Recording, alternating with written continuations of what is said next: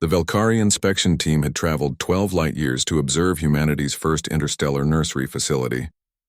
Their species had been monitoring humans for 3 cycles now, documenting every peculiarity of this strange, adaptable race that had somehow survived on a death world and reached for the star's commander Zekthara's crystalline sensory organs, flickered with curiosity as the delegation approached the human station orbiting Earth's moon. The Velkari were a methodical people, tall insectoid with exoskeletons that shimmered like oil on water. They had raised younglings for millennia using precise, calculated methods. Humans, however, seemed to do everything through chaos and emotion. "Remember," Zekthara clicked to his subordinates, "we observe, we document, we do not interfere. The Council needs accurate data on human child-rearing practices before we can recommend them for the Galactic Nursery Consortium." The airlock hissed open, and they were greeted by 2 humans. The male, Lewis, was tall with dark hair and an easy smile that showed his omnivorous teeth, a gesture the Velkari had learned meant friendliness rather than threat. The female Orla was shorter with copper hair pulled back, her green eyes bright with excitement. "Welcome to Luna Haven," Orla said, extending her hand. The Velkari had studied this ritual. Zekthara extended his primary manipulator and endured the bizarre squeezing motion humans called a handshake. "We are honored to observe your juvenile care protocols," Zekthara replied through his translator unit. Lewis grinned. "Fair warning. It's nap time in 10 minutes, and we've got about 40 kids from ages 2 to 6. Things might get a little wild." Wild was an understatement. The nursery was a kaleidoscope of color and noise. Human cubs, no, children, Zekthara corrected himself, ran, climbed, and shrieked with an energy that seemed to violate thermodynamic principles. The walls were covered in their primitive art, handprints in every color, crude drawings of families and spacecraft. But it wasn't just human children. Zekthara's sensory organs expanded in surprise. There were Velkari larvae in specialized humid chambers, Thurian cubs with their crystalline fur glinting under artificial sunlight, even 3 Kryn hatchlings barely a cycle old, their scales still soft and translucent. "You care for multiple species here?" Zekthara asked, unable to hide his astonishment. Orla nodded, kneeling down to help a small Thurian cub who had tangled itself in a climbing net. "Of course. When the colony ship started mixing crews, families formed. We're not leaving anyone's kids behind. Lewis and I specialize in multi-species developmental psychology." "Fascinating," murmured Zekthara's assistant, Prill recording everything on a data crystal. Then it happened. Orla was showing them the sensory integration room, a space designed to accommodate the different perceptual needs of various species. When her face contorted, her eyes squeezed shut, her mouth opened, and she produced a violent, explosive sound. "Achoo!" The noise echoed through the nursery like a small detonation. Every adult froze. The Velkari delegation recoiled, their combat instincts triggered by what sounded like a threat display. But the children, a 2-year-old human boy, giggled and then, "Achoo!" mimicked the sound perfectly.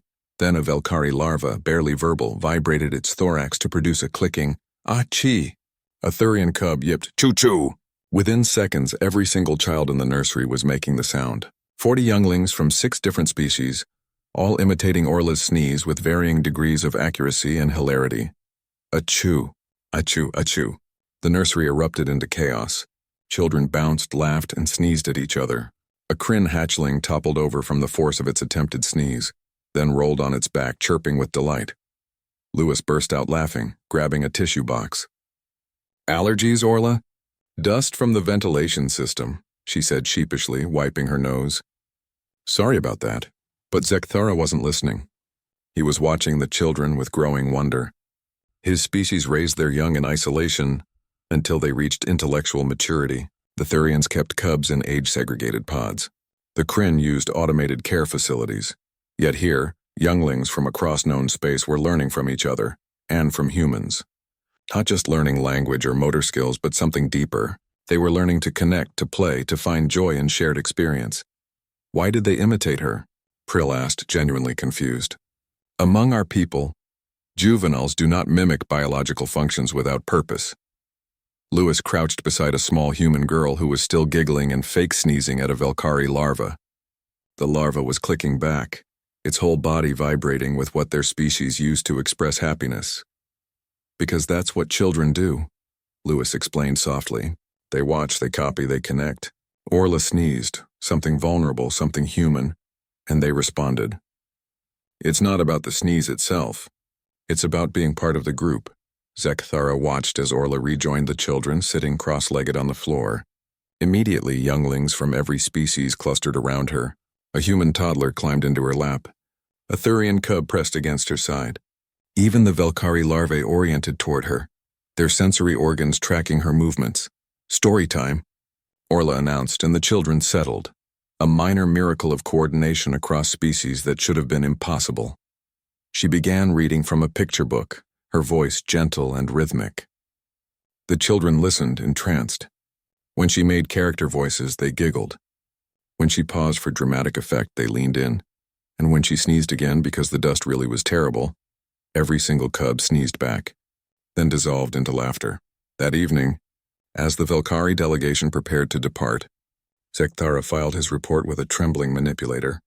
For 3 cycles, his people had wondered what made humans dangerous enough to survive their brutal homeworld, adaptable enough to thrive among the stars. He finally understood. Humans didn't just survive, they connected. They took the broken, the different, the alien, and made it family. They taught their young not through isolation and protocol, but through joy, imitation, and belonging. In his report, Zekthara wrote, "Recommendation: approve humanity for the Galactic Nursery Consortium immediately. More importantly, we should send Velkari larvae to learn from them. What we thought was chaos is actually a sophisticated form of social integration we have yet to comprehend." The humans sneezed and the galaxy's children sneezed back. In that moment, they were not separate species. They were simply children, learning to be part of something larger than themselves.